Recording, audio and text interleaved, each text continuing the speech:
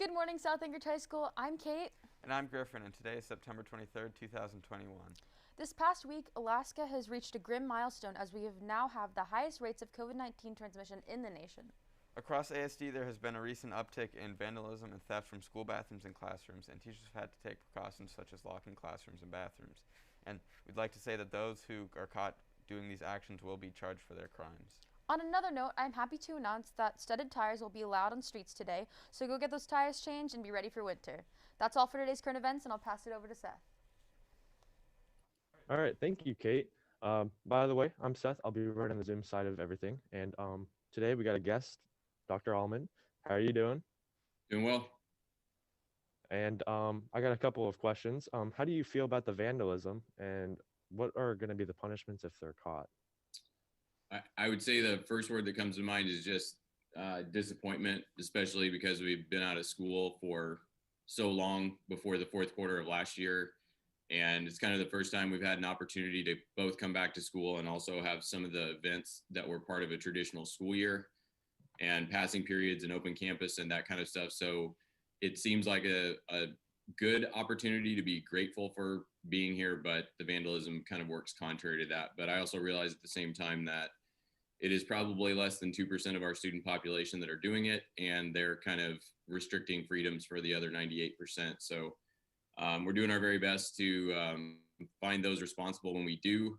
There are kind of three major penalties that can happen. Suspension is almost definite if it's vandalism or theft, especially. We'll ask for restitution to replace those items that were stolen or damaged. There's the possibility of being removed from extracurricular activities, but that would depend on being involved in a sport or a curricular extra activity. And then it's possible that our school resource officers would charge the person with actual crimes, depending on the magnitude of the damage and the loss. And so all three of those things could happen, or one of them is also possible. It just kind of depends on the scenario. Yeah, and then what happens when it keeps happening, like all this stuff? I just think we'll lock down things even more. I mean, we've basically locked the bathrooms right after school because there's less supervision in the building at that point. During the school day right now, I think we've had 4 restrooms open. There have not been any events in the last 3 days, so that's a good sign. So it looks like we may be easing up before we lock it back down. But if it did continue, we would just further restrict freedoms so that we can monitor it. Yeah, I understand. Well, to end it on a good note, how's your school year going? It's pretty good so far. Like I said, I'm happy to actually be here and not have students at home. It's a tough school year, I think, but net easier just because you all are here. I think it's just way harder to connect with people and have the kind of social aspect of school and even the learning that takes place when you have to deal with people. So a lot of what I think we're seeing that's not necessarily positive is just that readjustment to being around 1,500 people every day when a lot of folks were home by themselves or with a small group of people for so long. So even though it's tiring, I think it's good. We just got to find a way to persist.